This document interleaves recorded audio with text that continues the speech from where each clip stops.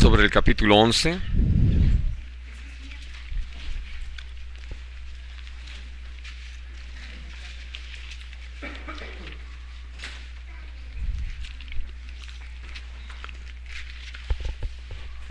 Porque ya la semana pasada Alex los introdujo en esto que es el 10, la tabla de las naciones, es decir, donde empiezan ya a mencionarse todos los descendientes de los hijos de Noé, y como resultado naturalmente empieza a poblarse la tierra.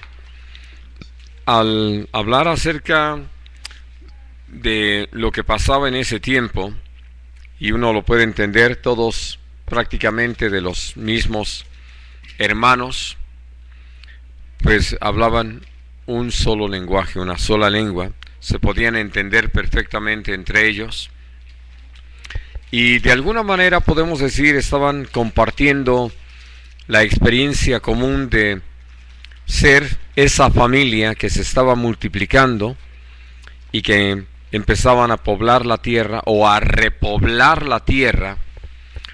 Y entonces, dentro de lo que el Señor nos hace saber es que hicieron un movimiento del oriente. ¿Qué tan lejos del oriente? No lo sabemos.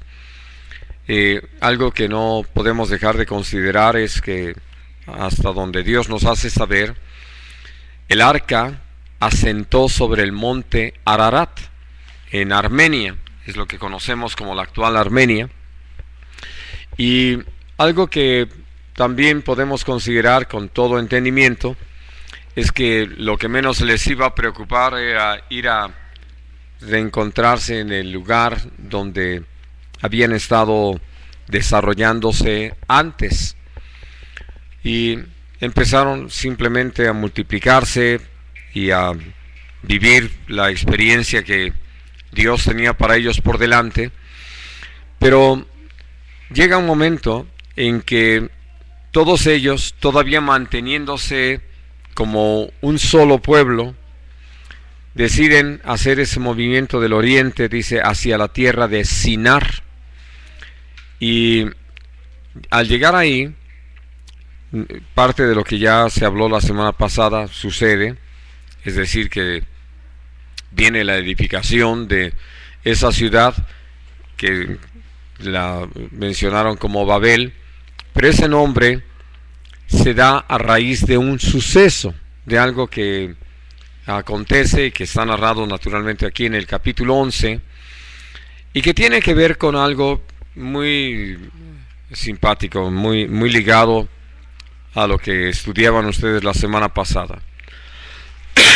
Así como se presenta dentro de todo ese pueblo la necesidad de un líder, y Nimrod vino a ser ese líder, también como otra cosa que Dios nos ha enseñado, siempre buscamos un lugar de referencia, un punto de pertenencia a donde nos liguemos de alguna forma o nos entendamos sobre ello. Ahora nosotros como creyentes, pues no buscamos la tierra de Sinar, sino buscamos el reino eterno de nuestro Padre Celestial, y sabemos que ahí pertenecemos. Es decir, si nosotros tenemos que dar un punto de referencia, podemos hablar de nosotros como ciudadanos del reino de los cielos. Y es por eso que nuestra mirada va dirigida precisamente hacia la eternidad con Cristo.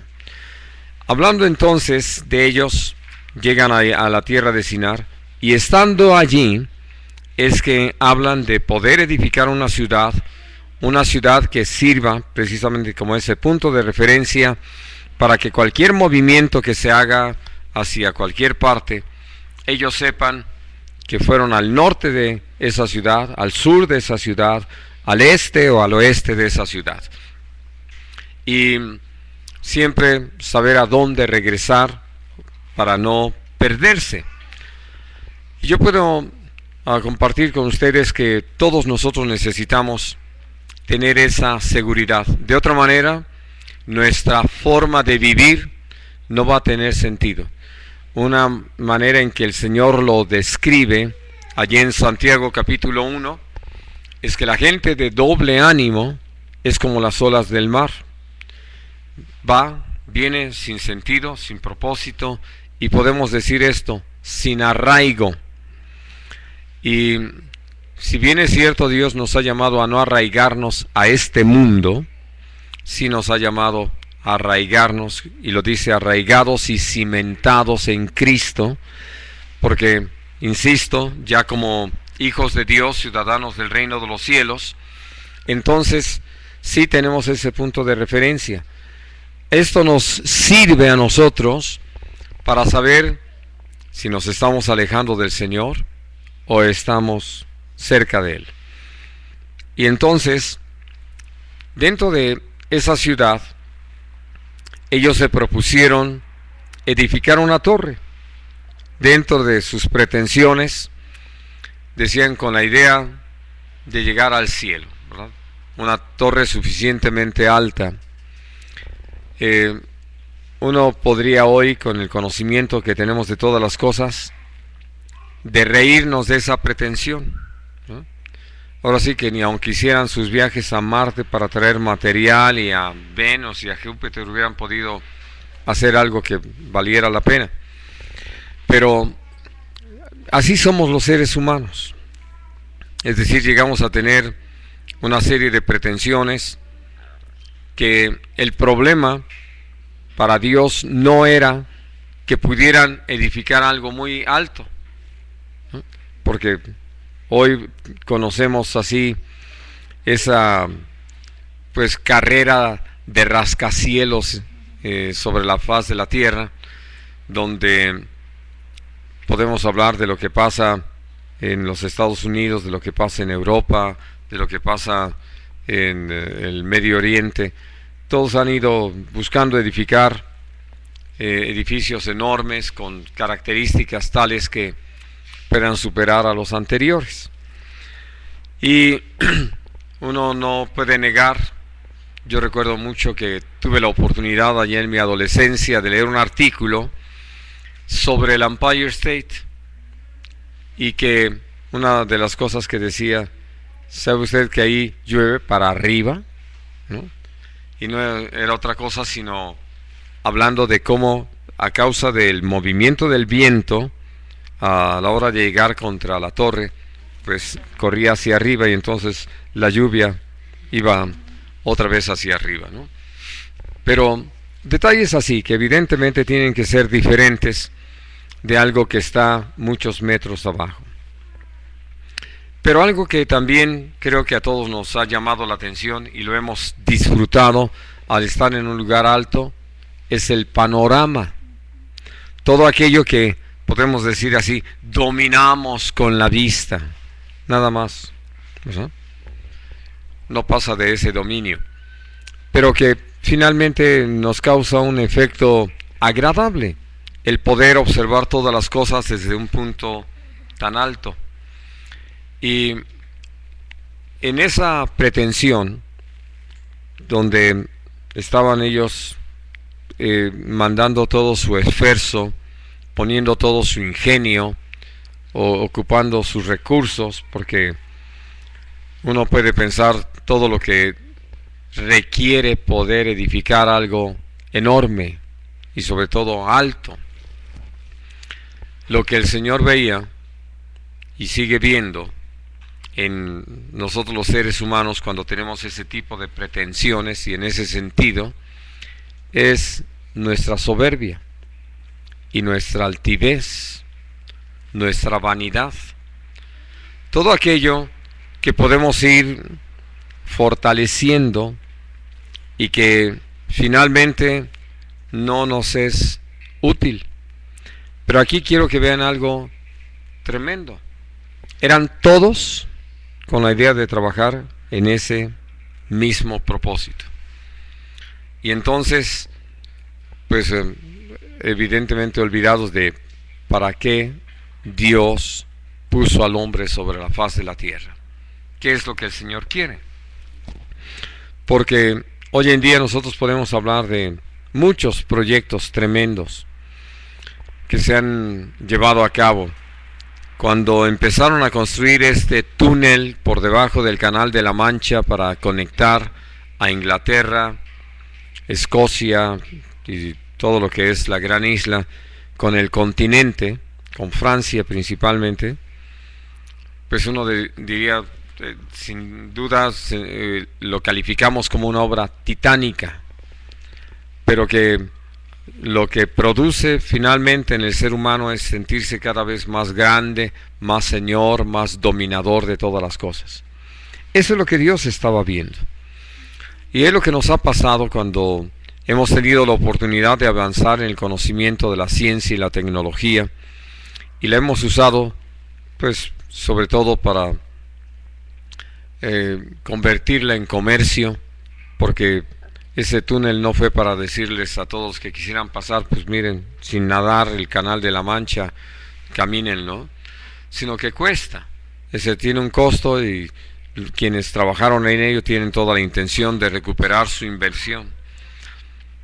O como este tremendo túnel de aceleración en Suiza, construido bajo los Alpes suizos, que también tomó años de trabajo y que solo sirve para experimentos científicos, para probar algunas cosas con respecto a la desintegración del átomo y lo que pasa con los electrones, neutrones, protones, y qué sucede cuando el núcleo de un átomo es destruido, cómo se pueden manejar todas esas partículas, qué aceleración se les puede dar, en fin, cosas así. Todas naturalmente formando parte de un proyecto para hacer algo más adelante. Pero mientras tanto, nosotros podemos ver que organizaciones como la FAO nos siguen diciendo que la hambruna crece sobre la faz de la tierra y que otros proyectos que requerirían una verdadera atención están muy pobremente apoyados. Y por eso lo que podemos ver que el Señor hace allí en la Torre de Babel es darnos una lección en razón de lo necio de nuestros proyectos, porque finalmente, insisto, todos ellos nos llevan fuera del propósito de Dios, de aquello para lo que Dios nos ha creado, para lo que nos ha dado vida, y sobre todo, como lo estudiábamos desde el capítulo 3, para aquello que dio una promesa de salvación. Pasando nosotros por alto eso, pues nos podemos dedicar a cualquier cosa y sentir que estamos haciendo algo bueno. Hablando de todo lo que personas han dedicado su vida, metidos, encerrados en laboratorios, haciendo experimentos, y los consideramos pues hasta como una especie de héroes de nuestra sociedad a causa de todo lo que pueden aportar a la misma en razón de el tiempo que se la pasan encerrados allí en los laboratorios haciendo esos experimentos. Y todo para que los seres humanos, en vez de tener una calidad espiritual de vida, nosotros estamos realmente con una condición espiritual espantosa como humanidad.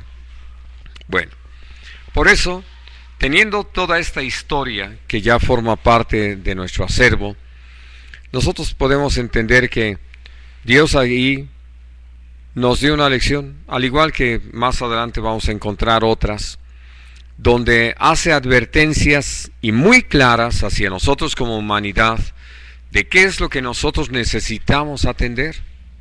Bueno, ¿qué hace el Señor allí? Y que necesitamos ver lo que está implícito.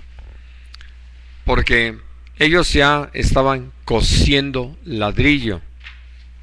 Es decir, ya, por decir, habían avanzado en un asunto. No tenemos suficiente piedra, hacemos ladrillo. Es decir, no nos va a detener un detallito como ese. Y dice, y además vamos a usar el asfalto, que por las características que hoy sabemos, ustedes saben que una de las razones por las que Kuwait es un estado pequeño pero enormemente rico es por los yacimientos de petróleo que hay ahí, y que no se diga todo de la península arábiga. Y allí era la tierra de Sinar, o es la tierra de Sinar, nada más con otros nombres en la actualidad.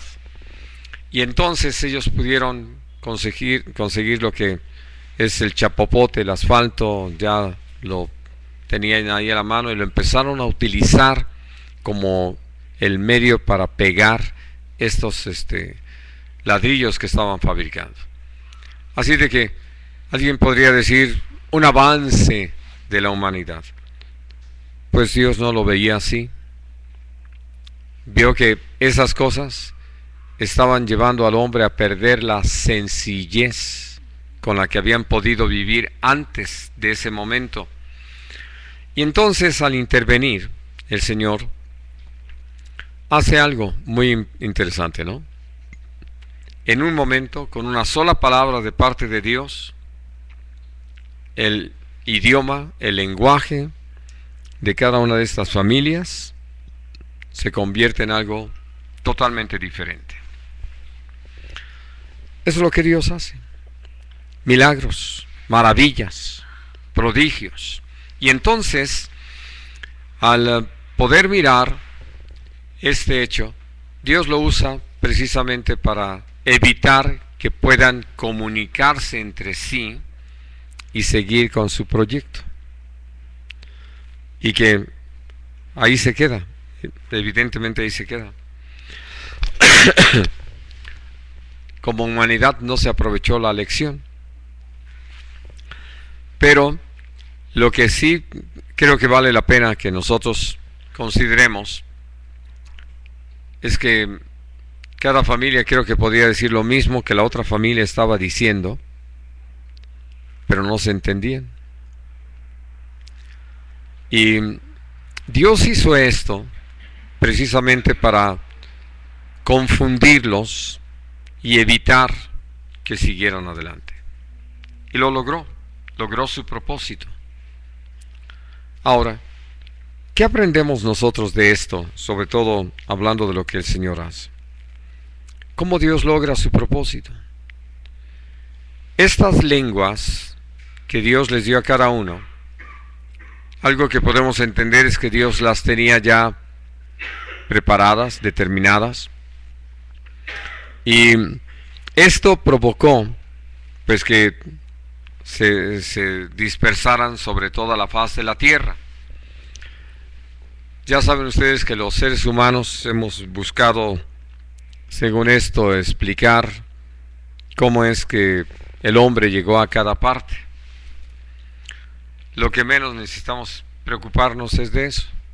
Dios se encargó de proveer los medios, la manera, la inquietud aún en el corazón de cada persona para ir hacia determinados lugares. Y por eso ustedes pueden ver que los de ojito rasgado hacia China, Corea, Japón y por el estilo, ¿no? Y los prietitos hacia África y en fin. Y los morenitos, pues naturalmente aquí a México. Pero hablando acerca de que el Señor se encargó de mover todas las cosas y que lo que nosotros ya encontramos como parte de nuestra historia no es más que el resultado de la intervención de Dios ahí. Y al ver ese fruto de esa obra de Dios, pues es que podemos ver conformadas las naciones y cada quien en su lugar y empezando a desarrollarse para lo que iba a venir más adelante. Ahora, nosotros podemos leer y recordar en el Nuevo Testamento cómo el día de Pentecostés vuelve a presentarse un fenómeno similar. Los 120 que estaban en el aposento alto, todos hablaban el mismo idioma. Todos habían podido convenirse en un propósito, con una gran diferencia. Ese propósito no lo dictó un hombre, no lo propuso hombre alguno. ese propósito vino de parte de Dios. Y entonces ellos permanecieron allí durante esos 10 días que estuvieron allí orando, esperando la promesa del Padre, el advenimiento del Espíritu Santo, porque nuestro Señor Jesucristo les había dado esas instrucciones. Las creyeron, se abocaron a ello.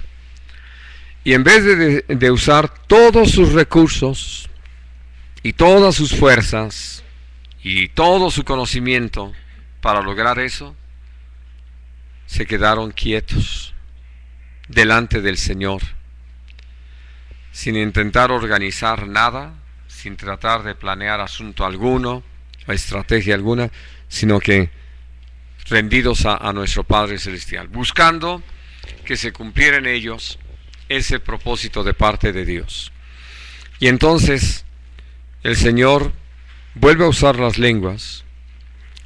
Cada uno de ellos recibe de parte de Dios, como sucedió allí frente a la construcción de la Torre de Babel, un lenguaje para hablarlo. Y lo empezaron a hablar. Pero a diferencia de los que estaban en la Torre de Babel, que cada quien sabía lo que estaba diciendo, solamente que los de la otra familia no le entendían, y ellos no entendían a los de la otra familia o de las otras familias, aquí quienes hablaban en el día de Pentecostés, ellos no entendían lo que estaban diciendo. Su entendimiento estaba sin fruto. Pero lo que estaban experimentando por la obra del Espíritu Santo era tan maravilloso que lo que menos les preocupaba era eso. Y ellos seguían hablando en lenguas conforme el Espíritu Santo les daba que hablar. Fue por el testimonio de gente que vino a causa del estruendo que el Señor obró, que pudieron identificar a alguno de ellos hablando su lengua. Gente que había venido para la fiesta de Pentecostés, que tenían raíces israelitas, pero que hablaban ya por los lugares donde habitaban otro lenguaje. Y entonces pudieron decir cómo es que quienes estaban allí, esos 120, estaban magnificando a Dios, que al hablar en otra lengua desconocida para quien estaba hablándola, en realidad por la obra, la dirección del Espíritu Santo, estaban magnificando a Dios. Ahora, lo que nosotros necesitamos aprender es esa gran diferencia. Cuando los hombres nos proponemos llevar a cabo en nuestro esfuerzo, nuestra capacidad, nuestro conocimiento, nuestros recursos, algo, podemos darnos cuenta que el Señor dio testimonio de cómo es que cosas así pueden terminar lográndose. Leo lo que dice el Señor, estoy en el versículo 6 del 11, ¿no? Y dijo Dios: he aquí el pueblo es uno, y todos estos tienen un solo lenguaje, y han comenzado la obra, y nada les hará desistir ahora de lo que han pensado hacer. Y entonces, insisto, como se los decía, que en un momento dado, la idea de los hombres, al llevar a cabo todas estas obras que hoy conocemos, de todos estos puentes que unen bahías, y aviones y barcos y autos y camiones y maquinaria y demás, que hemos ido como humanidad viendo su desarrollo, su manufactura, su creación,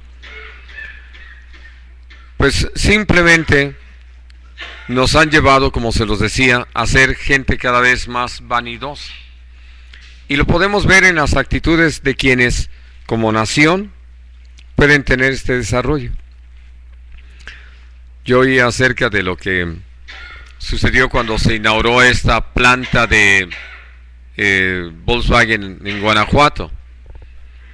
que hablar de México y que México tiene esto y aquel potencial, pues realmente es darle demasiada importancia a esas cosas, porque lo hacemos más en el plan de sentirnos por encima de las otras naciones y no en el plano de lo que el Señor quiere. Porque si recibimos más, es para dar más. Pero nosotros en realidad lo usamos como para enseñorearnos de los demás.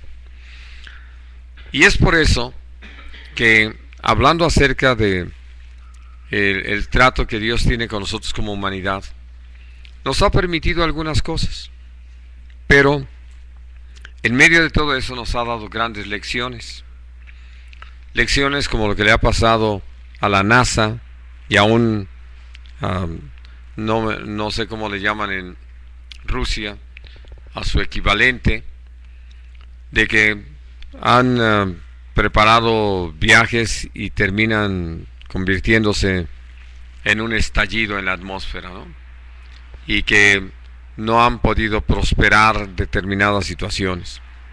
Y entonces Dios con eso nos da lecciones de que podemos dedicar tanto tiempo y tanto esfuerzo y tantos recursos y tanto conocimiento y tantas horas trabajo hombre para que de repente desaparece en un momentito, ¿no? Y entonces Dios, al darnos esas lecciones, nos enseña que no es por ahí el camino. Sobre todo quiero insistir, no han hecho de nosotros una mejor generación, una mejor humanidad. En realidad estamos frente a la peor generación de la historia en la humanidad. A diferencia de cuando nosotros, atendiendo a la voz del Señor, reconocemos que lo que Dios desea es que estemos quietos y seamos llenos del Espíritu Santo. Y que entonces vivamos en el poder del Espíritu Santo y podamos mantener muy claro el propósito que Dios tiene al tenernos aquí sobre la faz de la tierra. Para que la tarea que llevemos a cabo es una tarea incomparable. Acabamos de cantar sobre ella. De que de todas las cosas creadas por Dios, que nos admiran, que nos bendicen, que vienen a ser de veras algo incomparable para lo que el hombre puede hacer, nada se compara a la salvación de nuestra alma. Por eso podemos hablar acerca de eso y cantarlo. Y con toda la ciencia, con toda la tecnología, con todos los recursos que el hombre tiene, no puede salvar un alma. En cambio, nosotros tenemos el privilegio de que, llenos del Espíritu Santo, podamos ser utilizados como mensajeros de esa buena voluntad de Dios y, siendo eficaces en esa tarea, ver no a uno, sino a muchos rendir su vida al Señor y ser transformados por el poder de Dios, y entonces vivir una vida de esperanza, una vida eterna. Y esa es la diferencia, lo más grande de todo eso.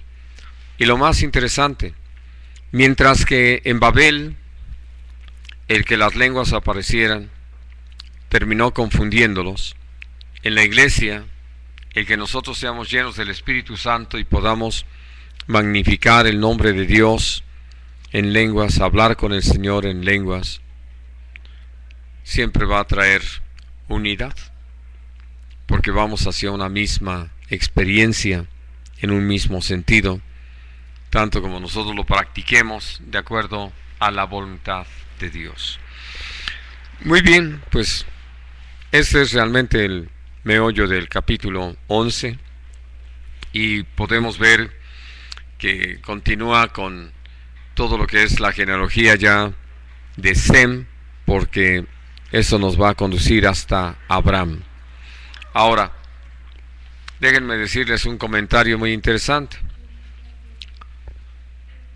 Sem, Dice la palabra de Dios que a los 100 años tiene un hijo llamado Arfaxad, pero después vive 500 años. En otras palabras, que cuando Esaú y Jacob nacen y viven los primeros años de su vida, Sem todavía estaba presente. De repente nosotros ya lo dejamos hasta enterrado, ¿verdad? Y estaba todavía vivo, capítulos adelante del Génesis. Y lo digo como un detalle, al igual que cuando hablamos de Noé, Noé para ese momento, cuando se habla de esta genealogía, todavía tenía por delante 350 años. Así es de que lo que nosotros podemos mirar es que alcanza todavía a ver, bueno, no sé qué tan cerca estaba o por dónde se movía Noé, pero cuando nace Abraham. Digo, y son cosas que les quiero comentar porque están escritas. Sin embargo, nosotros leemos sin prestarle mayor atención al asunto, ¿no? Y el resultado de hacerlo así es que nos perdemos algunas cosas muy valiosas, ¿no? Hablando de todo lo que está ahí presente, porque al hablar de Noé estamos hablando de un hombre que le creyó a Dios y que vivió experiencias de vida eterna.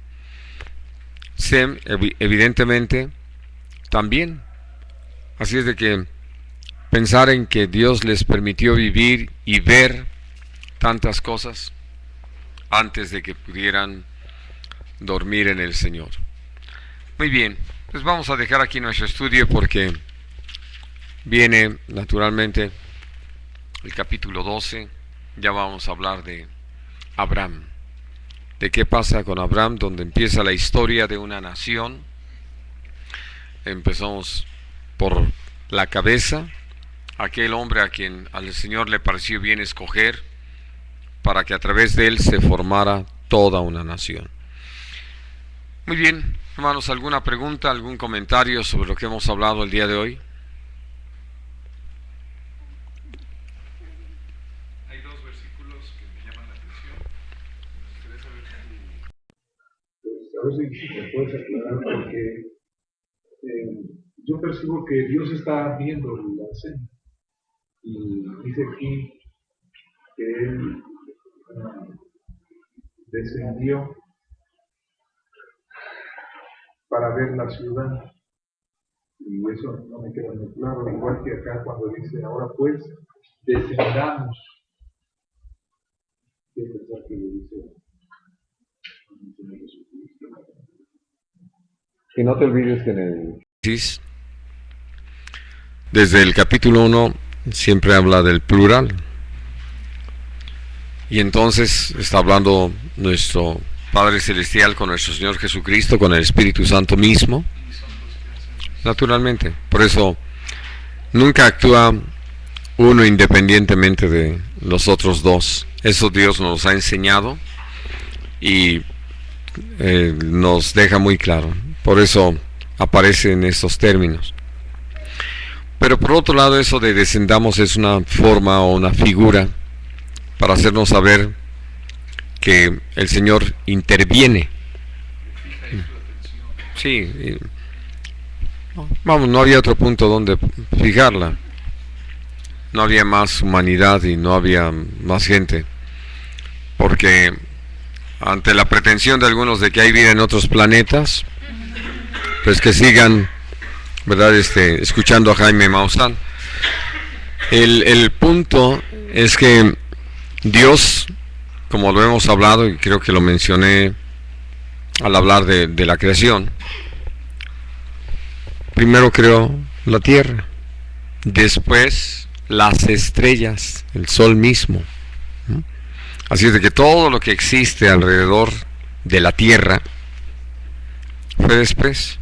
¿Por qué? Porque el propósito de Dios, que nos puede parecer desde la lógica humana hasta absurdo, ¿no?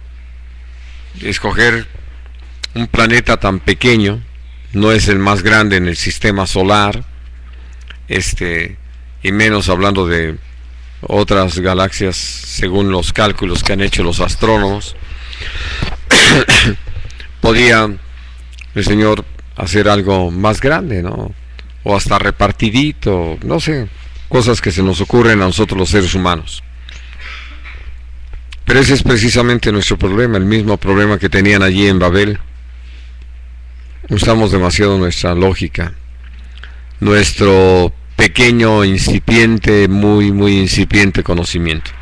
Y entonces, hablando de que Dios al crear al hombre, lo creó con un propósito, tener un pueblo para sí, descendencia para sí, y al llevar a cabo la realización de este propósito, pues por eso digo, no tenía razón de estar viendo otra parte del universo, ¿no?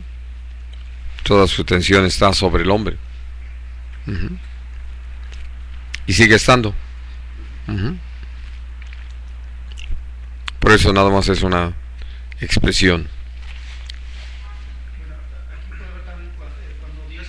A todo esto es también como lo hace como con el fin de proteger al ser humano, ¿no? Porque cuando el hombre por el sentirse grande, de poder ser a veces admirado por la gente, hace cosas grandísimas y trae consecuencias muy grandes, ¿no? Lo vemos en el Titanic, un barcote que murió muchísima gente y por eso yo creo que Dios interviene en este aspecto para proteger al mismo. Sí, absolutamente. Por eso les decía, forma de tener su insensatez y su soberbia. Lo ha seguido haciendo, ¿no? Tenemos otros pasajes en Génesis que van en ese sentido, pero no aprendemos e insistimos. Bueno, espero que los que estamos aquí, que hemos creído en Jesús, sí aprendamos. ¿Algo? Evidentemente, venía escuchando en la radio el plan del gobierno de mejorar la educación, el sistema educativo en México, y aún el tipo de selección de los alumnos para prepa superior y todo va a ser un poco más estricto. Pero la mentalidad de ellos es quien alcance un lugar en la escuela es porque es de los mejores. Así es. Y contando con los mejores, el país de México va a progresar mucho más de lo que está ahora. Evidentemente estamos viendo que humanamente se está tomando una decisión como en ese momento de querer ser los mejores, yéndonos a lo secular y no a lo espiritual, como se mencionaba, ¿no? Porque ninguno de estos planes del gobierno obviamente existe Dios. Todo es a la fuerza del hombre, ¿no? Sí, tal vez así que por eso se le hace una selección, como ya sucede en los países, de que a los niños genio van al aula de aire acondicionado y que tienen alimentación especial y maestros que los atiendan en diferentes aspectos, ¿no? Y hay otros genios que los sacan de la botella. Y entonces, por eso, en primer lugar, volvemos a ver algo que ya se vio en Alemania hitleriana, la Alemania nazi, de que se van a ver algunos como verdaderos estorbos para ese desarrollo. Y entonces hay que buscar la forma de eliminarlos, sí. Y pues algo así sencillito es que tú no entras, con el efecto que esto puede causar en la persona de quedar privado de una oportunidad. Bueno, en sí yo sí creo que no todos pueden con todo, pero aquí se ha estado alimentando todo el tiempo eso, que las oportunidades son para todos y que todos deben llegar y que todos deben tener y etcétera. Lo que no es cierto. Ahora, simplemente para poder alcanzar metas y ser competitivos a nivel mundial, pues necesitan ya enfocar los esfuerzos en algo más práctico, que es lo que está apuntándose. Por eso, mis queridos hermanos, nos queda cada vez más claro que los días que vienen van a ser mucho más difíciles, porque hay mucha gente que no tiene realmente oportunidad o acceso a oportunidades para realizar determinadas cosas, y tampoco se les van a brindar, ¿no? Porque simplemente la idea es tener el mejor comercio del mundo, tener la mayor balanza comercial, el menor déficit, y todo va en razón de pesos y centavos. Y mientras eso sea lo que gobierne, como lo leemos en los capítulos 17 y 18 de Apocalipsis, pues vamos a tener una humanidad gobernada por la bestia, ¿no? El anticristo. Y para tener total dominio del movimiento del dinero, pues una marquita, ¿verdad? O un nombre, ¿no?, en la mano derecha o en la frente, para poder comprar o vender. Sí. ¿Alguna otra cosa, hermanos? Una pregunta, bueno, cuando aquí dice que hagamos un nombre por si fuéramos esparcidos sobre la faz de la tierra, ¿era el temor que tenían o era algo que no les pasó? No tanto en el plan de lo que termina sucediendo, sino que evidentemente, por eso les decía, necesitaban un punto de referencia para ir hacia cualquier lugar. Siempre, ahora sí que, ¿de dónde vienes? ¿Verdad? De Babel, ¿no? Y como hoy en día sucede, ¿no? ¿Dónde estudiaste? En Harvard, ¿no? O en Yale, para que bueno, y en la tenga necesidad de pertenecer a algo, ¿no? Sí. Ser parte de algo. Sí, y algo que tenga reconocimiento en la sociedad. Es importante, que no sea cualquier cosa. Así es. Si no, ajá.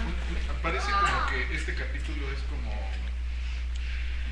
se habla de sombras y figuras en la escritura, ¿no? Como que se Parece a cómo está el origen en cuanto a Eva y Adán y la forma de pecar. Porque aquí parece que ya todos están poniéndose de acuerdo, por ejemplo, en cómo dejar de usar piedras para usar la de ellos y coser. Dejar de usar cemento y usar el asfalto.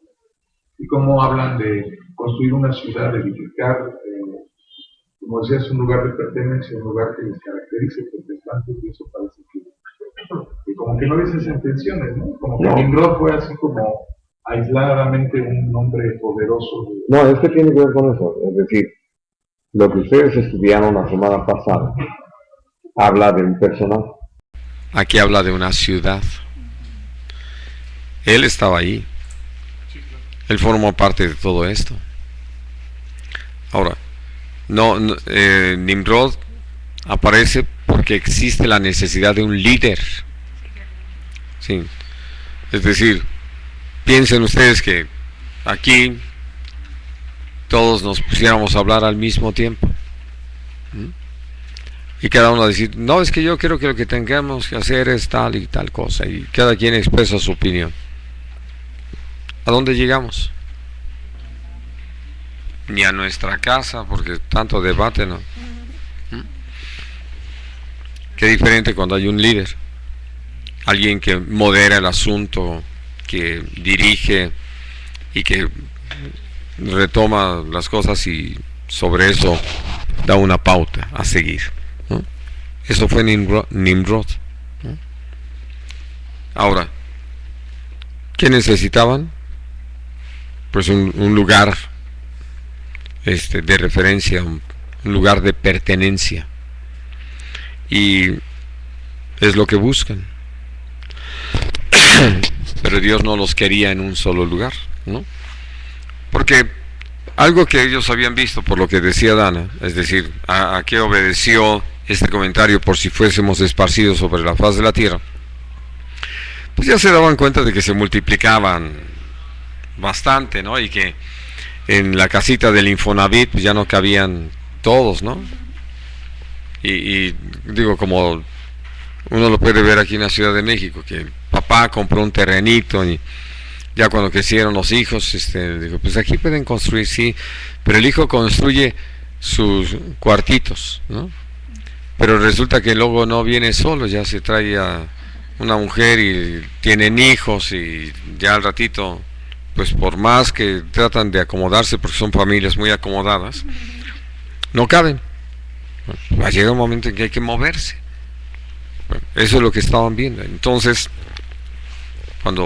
si somos esparcidos, pues sí, porque vamos a tener que ir buscando otros lugares, aún para tener el ganado, para sembrar, etcétera, pues vamos a hacernos un nombre, porque la idea era esa. Uh-huh. Nunca se imaginaban que Dios no tenía ese plan de dejarlos con un solo nombre. Uh-huh.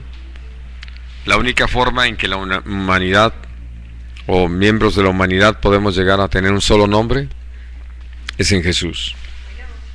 Uh-huh. Muy bien. ¿Ninguna otra cosa? Pues vamos a orar entonces, vamos a darle gracias a Dios por este tiempo.